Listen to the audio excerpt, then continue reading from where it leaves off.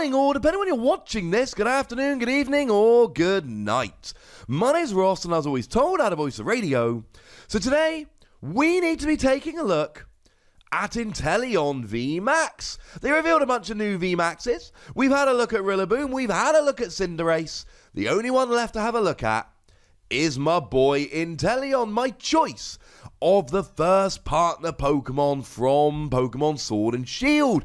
Although, to be fair, I love me some Sobble. In terms of Stage 2s, I think I prefer Rillaboom. But anyway, we need to be talking about Inteleon. Now, I should mention our translation here comes from the lovely Immunity, Matthew Varive, over on Twitter. And if we start off looking at the basics, we've got 320 HP, which is alright. It's in line with Cinderace, despite the fact that Cinderace V has 10 more HP, so go Inteleon, quite frankly. It's got a retreat cost of 2, but we've got Balloon, so that will give you free retreat, so it's not all bad. And you got a weakness to Lightning, which isn't ideal. You see, Pikachu and Zekrom just won a giant tournament over in Japan. Morpeko V is well known to be one of the best decks, at least in the early portion, of the Sword and Shield era. Lightning weakness, not a good weakness to have. We don't like having a lightning weakness. But we are a water Pokemon. We can use Crash Awake for a little bit of extra consistency. And we're hitting weakness against these fire Pokemon that use Welded X. That's really quite nice. We've got Quagsire to move our energy around, and if we're using Quagsire to move energy around, we can always use Naganadel to accelerate energy, and let's not forget we've got Frostmoth to accelerate energy, which lets you attach as many water energy as you like during your turn from your hand to your benched water Pokemon. Or to put it another way, if you're a water Pokemon at the moment, you should not be struggling for energy. So we're hitting a pretty good weakness, and we're not struggling for energy. Right off the bat, we're off to a good start, ladies and gentlemen. But what does it do? Well, the first attack for a single water energy does 60 damage, and it allows you to take a water energy attached to your opponent's active Pokemon and return it to their hand. It's alright. I mean, look, the thing to remember here is it is a single energy attack, which makes it very, very easy to use. But then again, we are talking about a VMAX. And VMAX are evolution Pokemon. So even though we're talking about single energy attacks, and it is a single energy attack, we've also got to be thinking, well, okay, but we've still got to take a turn to evolve up here. It's not like we can be using this turn 1. Now, I will say, when I talked about Rillaboom, it did 50 for a single energy, and I said, grr, I want it to do 60. This does do 60. And 60 is way better because there are a bunch of evolving Pokemon like Inkay, seen in Malamar decks, that have 60 HP. And even if you look at 70 HP Pokemon like Poipole, you can always just use a Vitality Band to do an extra 10 damage, and now you're looking alright. So this is good. We like the amount of damage that we're doing. And to be fair, right, you're hitting an extra 10 damage and getting rid of an energy. This is way better than Rillaboom's first attack. So, you know, in your face, Rillaboom. The thing is, it's still only 60 damage. And by the time this is going, it's an evolution Pokemon you've already evolved. It is a free prize Pokemon. When it goes down, you're giving your opponent free prizes.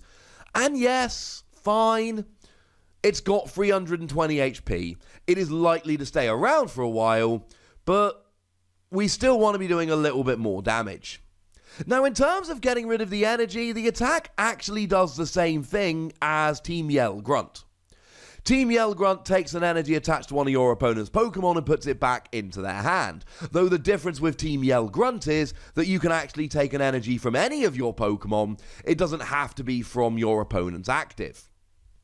And the thing is, putting energy back in your opponent's hand can be good, but it can backfire.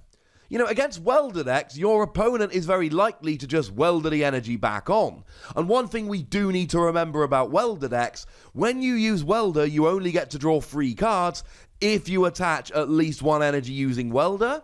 So there is a possibility that you actually end up going, oh, you don't have a fire energy in hand, let me put one in hand. Hey, now you can use Welder next turn, which obviously is something we don't really want to do. Unlikely to be a huge concern most of the time, but it's there. But you can also look at something like Frostmoth. And going forward, like you're going to be doing with Inteleon, water decks are going to be playing Frostmoth, which means that they can attach as many water energy from their hand as they like to their bench water Pokemon. And yes, I know Frostmoth only lets you attach to the bench, but remember just a couple of minutes ago, I told you about Quagsire? Quagsire lets you move your energy to the active. So even though Frostmoth doesn't technically let you attach the energy to the active, it basically does, because anytime you really want to put the energy on the active, all you do is use Frostmoth and then use Quagsire to move it to the active, and then you're good to go. And any deck that can just accelerate energy from their hand is not going to care about this effect of the attack.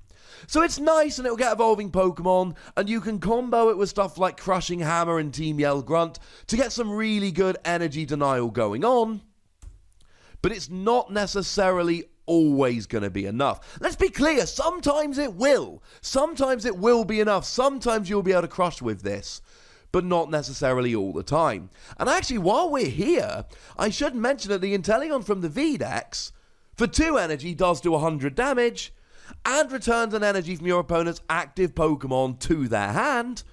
So that is worth bearing in mind. We've got 2 Inteleon that can do this. Now, as for the second attack, what you do is 3 energy, 2 water, 1 colorless, 160 to the active, 60 to one of your opponent's bench. And 60 is the key here. If this did 50 to the bench, I'd be going, well, you're getting Snom, evolves into Frostmoth, and I'd be saying, well, you can get Ditto, Prism Star, but it's unlikely to work. The great thing about this is you can KO those evolving Pokemon. Now, your opponent can play Mew, and Mew's a bit of a pain, but if they don't have Mew down, then all of a sudden they bench an evolving Pokemon, you take an extra prize. 160 isn't really enough, but the fact that you're getting 60 to the bench really, really is. And actually, while we're here, it's worth noting that the Inteleon from Sword and Shield does 120 to the active and 20 to one of your opponent's bench. So the extra effects here really are just mimicking effects we've already seen on Stage 2 Inteleon from both the Sword and Shield base set and from the VMAX. Getting evolving Pokemon is good. Being able to take them down and get an extra prize, lovely. We like this, we're all in favour. 160 generally isn't really enough damage. Now, 160 is enough to get Dedenne GX. 160 is enough to get Jirachi GX. And if you're hitting for weakness, you're golden. Reshiram and Charizard will be going down here in a single hit. Even Cinderace VMAX, you are getting here. Even Cinderace VMAX will go down in one hit here. Exactly. Only just. But who cares? It's still going down. You're fine. You're off the hook. The thing is, if they're not really weak, and obviously non-GXs, non-Vs will go down easily here. But if they're not weak, and if they're not, being hit for weakness, it's awkward. You're 2-hit KOing a lot. Now, to be fair, 2-hit KOing, it's not bad. You've got 320 HP, right? You are unlikely to be 1-hit KO'd very often, so you can potentially afford to 2-hit KO here. And remember, you're 2-hit KOing while hitting 60 to the bench. And you're hitting 60 to the bench every turn, which means that you are going to build up that damage. It's not just about 1-hit KOing little evolving Pokemon, though to be fair, 1-hit KOing little evolving Pokemon is an excellent use of this attack.